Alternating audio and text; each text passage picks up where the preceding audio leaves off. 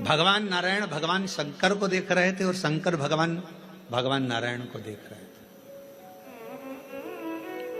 अब दुनिया वालों को कौन समझाए कि भगवान नारायण अगर सबसे ज्यादा प्रेम, सबसे ज्यादा अगर विश्वास और सबसे ज्यादा दृढ़ता और सबसे ज्यादा मेरे नारायण के दिल में अगर कोई बसे हुए हैं तो वो भगवान शंकर बसे हुए हैं, भगवान शिव बसे। और शिव जी से शंकर भगवान के हृदय में अगर कोई बसा हुआ है, शिव जी के हृदय में, शंकर भगवान के दिल में, शंकर भगवान के हृदय में, शंकर भगवान की चित्तवृत्ति में अगर कोई बसा हुआ है तो वह भगवान नारायण बसे। नारायण शिव के बिना नहीं और शिव नारायण के बिना।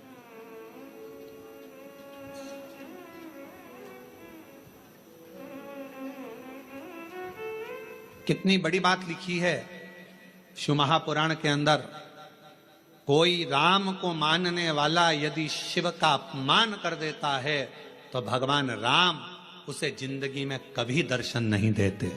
और शिव को मानने वाला यदि भगवान नारायण का, राम का, कृष्ण का अपमान कर देता है तो भगवान नारायण, कृष्ण, राम उसको दर्शन नहीं देते। शिव के बिना राम नहीं, राम के बिना शिव नहीं, राम के बिना, शिव के बिना कृष्ण नहीं और कृष्ण के बिना शिव नहीं।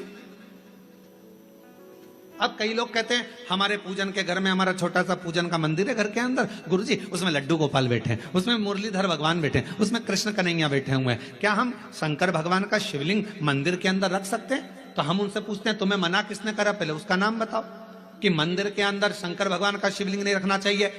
शास्त्र कहता है जिस जगह पर शालिग्राम भगवान है, जिस जगह पर लड्डू गोपाल जी हैं, उस जगह पर शंकर का होना बहुत जरूरी है। और जहां शंकर जी हैं वहां लड्डू गोपाल और शालिग्राम जी का होना जरूरी है। कौन मना करा? शिव पंचायत में 5 देवता हैं, आप लोगों को उनके नाम याद हैं। पहले नंबर पर सूर्य नारायण भगवान, दूसरे नंबर पर भगवान विष्णु, तीसरे नंबर पर गणेश जी महाराज, चौथे नंबर पर मां जगत जननी दुर्गा भवानी और 5वें नंबर पर देव अधिदेव महादेव। ये शिव पंचायत के 5 देव हैं। इस पंचायत के देवता का मतलब है कि हमारे घर के अंदर अगर लड्डू गोपाल जी विराजमान है तो हमारे घर के अंदर पूजन वाले स्थान में शंकर का शिवलिंग भी होना बहुत जरूरी है। शिव के बिना नारायण नहीं और नारायण के बिना शिव नहीं। अभी श्रावण के महीने में हम रोज पाठ करते हैं, सुबह का समय पाठ करते हैं, फिर शाम के समय भी थोड़ा थोड़ा पाठ का जो सुबह पढ़ते हैं। तो आशीष जी बोले कि गुरुजी आप जो पाठ करते हैं उसमें से थोड़ा थोड़ा सा व्याख्यान सब जनमानस को मिले। तो अभी 2-4 बार से आप लोगों के पास आ भी रहा होगा पढ़ते हुए पाठ कि हम जो पढ़े वो आपके सामने हम उसको उंगली फेर कर बता देते हैं कि हमने शिव पुराण के इस पृष्ठ से ये बात को लेकर बोला गया, उसका स्मरण। और जो लोगों को वो नहीं मिलता हो तो हमारी सोशल मीडिया पर आकर जो हम पाठ करते हैं उस पाठ की उंगलियां चलते हुए पूरा पाठ करते हुए बताते हैं कि श्री शिवाय नमस्तुभ्यम का जल चढ़ाने का, जल पीने का, प्रसाद पाने का, शंकर जी का कौन सा शिवलिंग कब पूजना चाहिए, कौन से शिवलिंग का क्या अनुष्ठान हो सकता है, शंकर जी को क्या चढ़ाना चाहिए, वो सब उस पाठ में बता देते। और पूरे सावन के महीने में आपको मिलेगा, प्रयास करेंगे कि पूरे सावन के महीने में आपको वो पाठ का छोटा छोटा अंश आपके पास तक पहुंचे। और यदि आपके पास पहुंचता है तो आप भी दूसरे तक पहुंचाने का प्रयास। कम से कम सावन के महीने में लोग उस महापुराण के अंश को पढ़ेंगे तो सही साथ स्मरण।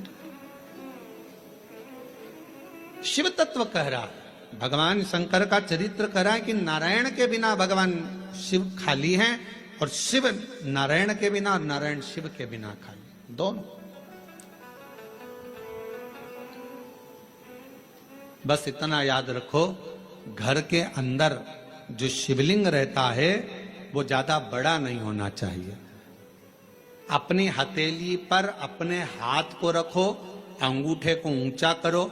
इससे बड़ा शिवलिंग घर के अंदर, इससे बड़ा शिवलिंग नहीं होना चाहिए। इससे छोटा होगा चलेगा, इसके बराबर का होगा चलेगा, इससे कम होगा चलेगा, छोटे से छोटा होगा चलेगा, पर इससे बड़ा शिवलिंग घर के अंदर नहीं। फिर घर का आंगन हो, घर के बाहर हो, तुलसी का क्यारा हो या अन्य जगह पर कहीं तुम वृक्ष के नीचे, क्यारी के नीचे उसको रख, फिर उसको बाहर रखना पड़ेगा। पर छोटा सा शिवलिंग है, बिल्कुल छोटा है, पारद का है, सोने का है, चांदी का है, पाषाण का है, नर्मदेश्वर है, काले पाषाण का है, लकड़ी का है, चीनी का है, दर्पण का है, कांच का है, जो भी शिवलिंग है वो आपके घर के अंदर विराजित हो, वो आपके घर के। अब इधर नारायण बैठे थे, इधर भगवान शिव। आज सोमवारी की कथा है और पूरी दुनिया के लोगों को यह कथा सुनना है कि सोमवार, और सोमवार का तो वर्णन आपको कर दिया, श्रावण भगवान शंकर को इतना प्रिय क्यों है। और लोग कहते हैं हमने पुराण में पढ़ा तो कहीं श्रावण का इतना बहुत सारा महत्व नहीं मिल पाया, पर इतना महत्व श्रावण का क्यों? पूरे महीनों में 12 माह में श्रावण की महत्वता इतनी क्यों? इधर मेरे नारायण, इधर मेरे भगवान शंकर, शंकर भगवान नारायण को देख रहे हैं, शंकर भगवान को नारायण, दोनों एक दूसरे को देख रहे हैं, दोनों के हृदय में एक दूसरे विराजमान है, एक दूसरे।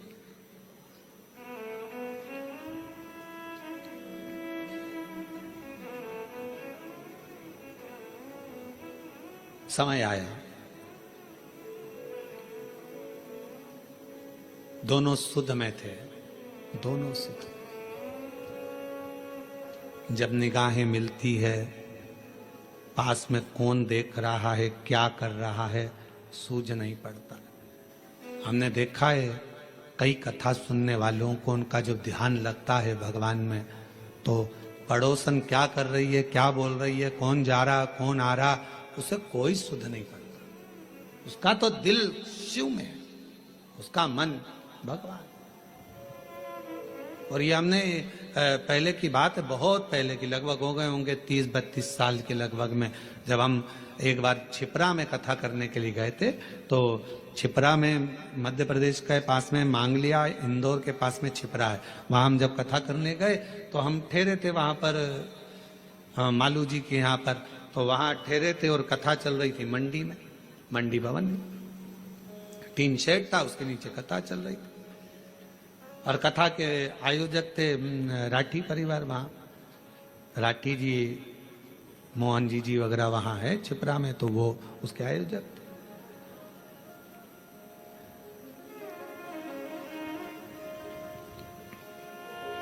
बेलपत्र देने का समय आया, एक जीजी आई, खड़ी हुई, और जो खड़ी हुई तो उसकी जो साड़ी में फाल लगी थी, ऐसी एक पट्टा लगा रहता है साड़ी के अंदर, वो फाल बाहर थी और साड़ी पूरी उल्टी थी। अब हमारे उसके चरण की साइड हमारा देखना हुआ, तो देखने में उसके सिर पर भी जो वो फाल थी, वो सिर के ऊपर ऐसा फाल का पट्टा था। अब हमने कहा जीजी, ओ जीजी, तो जीजी बोली हाँ गुरुजी। हमने कहा आज तो तुमने साड़ी को उल्टा पहन लिया। तो कहा नहीं गुरुजी, मैं तो सीधी पहन कर आई हूँ। हमने कहा सिर पे पल्लू है, जरा देखिएगा। तो फाल का पट्टा ऊपर था, साड़ी उल्टी थी। उसने कहा ओ बाप रे, ये मैं कहाँ पहन के आ गई, लोग तो मुझे हंसे होंगे। तो मैंने पूछा जीजी एक बात बताओ कि तुम ये साड़ी उल्टी पहन क्यों आई? तो कहा गुरुजी कथा के चक्कर में आगे बैठना था, इस चक्कर में इनका जल्दी पहनूं जल्दी पहनूं जल्दी पहनूं, और जल्दी के चक्कर में वो साड़ी उल्टी हो गई। हमने कहा जीजी आप चिंता मत करो, आज आप साड़ी का पल्लू उल्टा करी हो ना, मेरे देव अधिदेव महादेव जब तुम पर तकलीफ आएगी तुम उसके लिए उल्टा सीधा कैसा भी भजन करने के लिए अपनी सुध भुलाकर उस महादेव के लिए आई हो ना एक दिन मेरा महादेव भी आपके लिए खड़ा मिलेगा।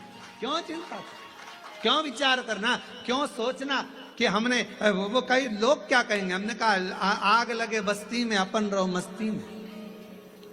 भगवान कृष्ण की गोपियों का प्रेम कृष्ण भगवान के प्रति कितना था कि गोपियां सुध भूल जाती थी कि लहंगा धरो शीस पर और दई चूनर पांव, पतियन रोके नहीं रुकी छोड़ चली घर।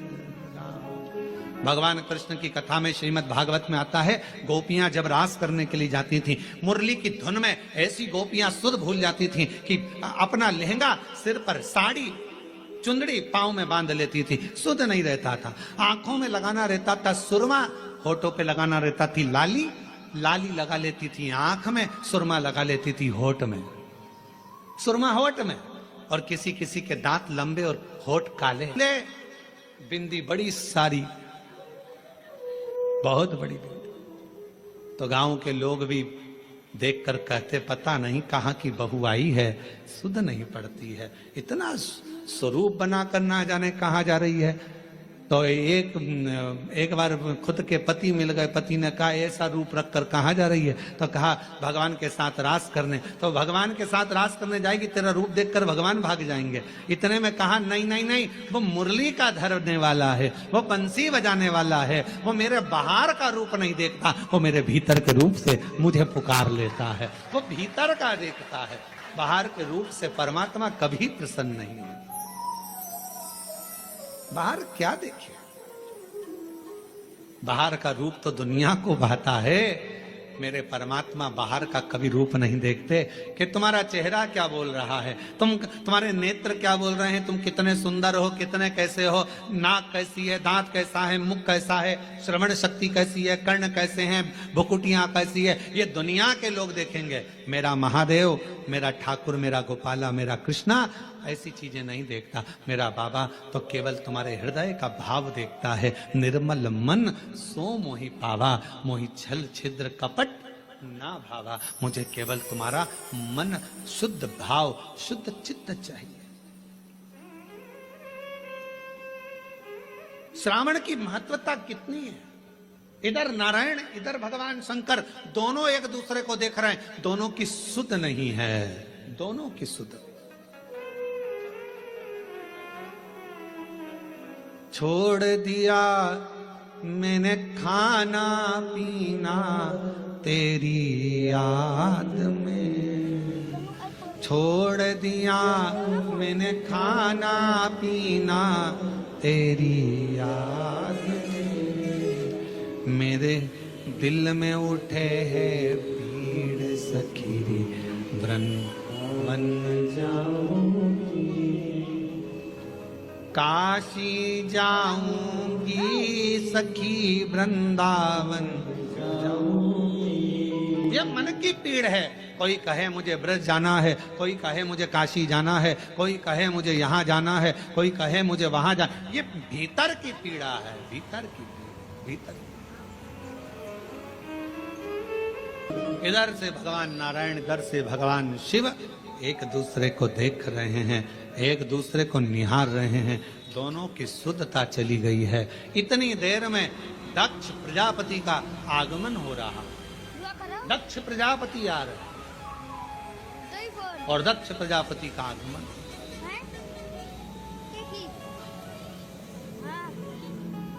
अब जरा विचार करना, दिल लग गया शिव में, मन लग गया शंकर जी के मंदिर में। कई माताएं आज भी ऐसी हैं, छत्तीसगढ़ की बात कर रहा हूं मैं, बाहर की अन्य जगह का तो सुधे नहीं है। छत्तीसगढ़ में भी आज भी कई माताएं ऐसी हैं, मंदिर जाती है, सुबह से नहाई धोई, जल्दी से लोटा भरा, पास में मंदिर था, पहुंच गई।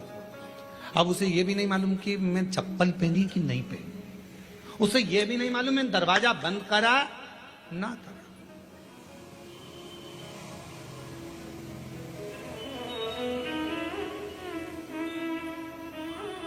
उसे सुध नहीं है इतना कि मैंने द्वार बंद करा कि ना करा, मैंने कुछ बंद करा, वो तो बस लोटा भरा पानी का, लाइट सब चालू कर दी, रसोई घर की पूरी लाइटें चालू कर कर, और फिर घर की बहुएं सुबह से, मम्मी तुम मंदिर जाती हो, पूरी लाइट चालू कर दी, पूरा घर का दरवाजा खुला छोड़ दिया, कोई घुस जाए तो, और तुमने पूरा खोल कर चल। आज भी कई माताएं छत्तीसगढ़ में, मध्य प्रदेश में, राजस्थान, गुजरात, पंजाब, हरियाणा, दिल्ली, कहाँ कहाँ का, उत्तर प्रदेश, ना जाने कहाँ कहाँ जितने शिव भक्त हैं, आज भी तुम्हारे साथ में ये हो जाता है कि तुम्हें सुध नहीं रहती। चली लोटा भरा, पहुंच गई मंदिर में, और मंदिर में जाने के बाद ये भी नहीं देखती कि टाइम कितना हो रहा है, समय। बस जल चढ़ाया, बैठिए। श्री शिवाय नमस्तुभ्यं, श्री शिवाय नमस्तुभ्यं, श्री शिवाय नमस्तुभ्यं, श्री। आपको केवल शिव की भक्ति पर ध्यान देना है, शंकर पर जैसे भगवान नारायण भगवान शिव पर, भगवान शिव भगवान नारायण पर ध्यान देना। एक बार भगवान के पास में 3 लोग गए, एक उद्योगपति, एक व्यापारी और एक चोर। तीनों भगवान के पास में गए, भगवान से कहा प्रभु हम तुम्हारी तपस्या कर रहे हैं, हमें वर दीजिए। भगवान प्रसन्न हो गए। शंकर जी ने पूछा मांग तुझे क्या चाहिए। सबसे पहले उद्योगपति तू आ। उद्योगपति से पूछा तुझे क्या चाहिए, बोल। 90 करोड़ रुपए दे दो मुझे प्रभु, 4 गाड़ी, 2 बंगले, 10-20 फैक्ट्रियां दे दो प्रभु। शिव जी ने कहा तथास्तु, 90 करोड़ तुझे दिए। अब व्यापारी से कहा तू मांग। व्यापारी कहने लगा जो इसने मांगा वही मुझे दे दो प्रभु। शंकर भगवान ने कहा दिए 90 करोड़ तेरे को भी। अब तीसरे नंबर पर चोर आया, तू मांग। चोर कहने लगा इन दोनों का एड्रेस दे दो प्रभु, इन दोनों।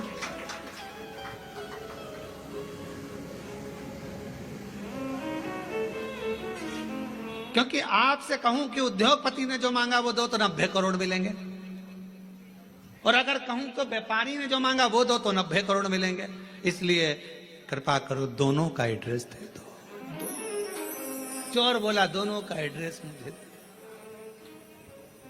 बस यही प्रसंग को ध्यान में रखना कि हमें 90 करोड़ नहीं, हमें शंकर के दरवाजे का एड्रेस मिल जाए, शिव की चौखट मिल जाए, शंकर का द्वार मिल जाए, और उसके द्वार से बढ़कर क्या चाहिए। प्रभु तेरा साथ न छूटे रे भोले, तेरा साथ न छूटे, और छूट जाए संसार भोले तेरा हाथ न छूटे।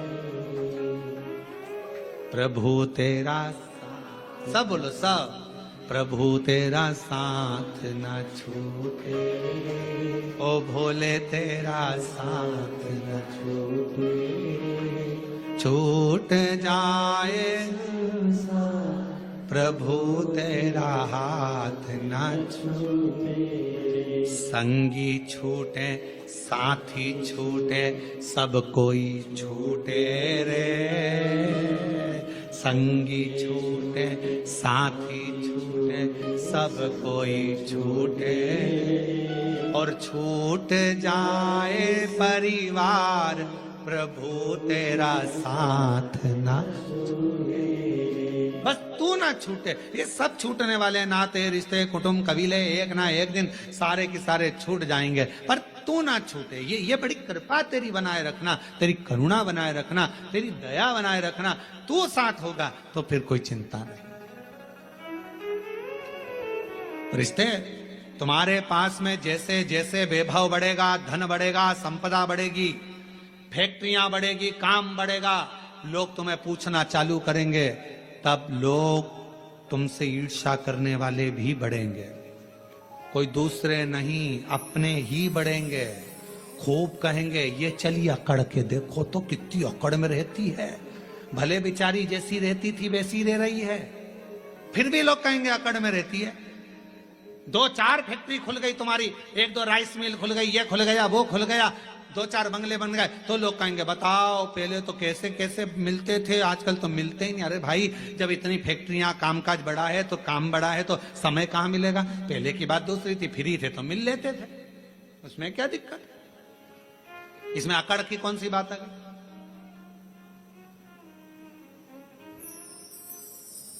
पर दुनिया की रीत है, वो दुनिया में दोष देखते हैं।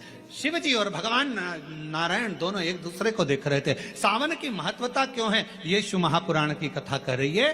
दोनों एक दूसरे को देख रहे। दक्ष प्रजापति का आगमन हुआ, उसी सभा में दक्ष प्रजापति का आगमन हुआ तो दक्ष प्रजापति ने आते ही कुछ नहीं देखा, सबसे पहले अपने दामाद को देखा।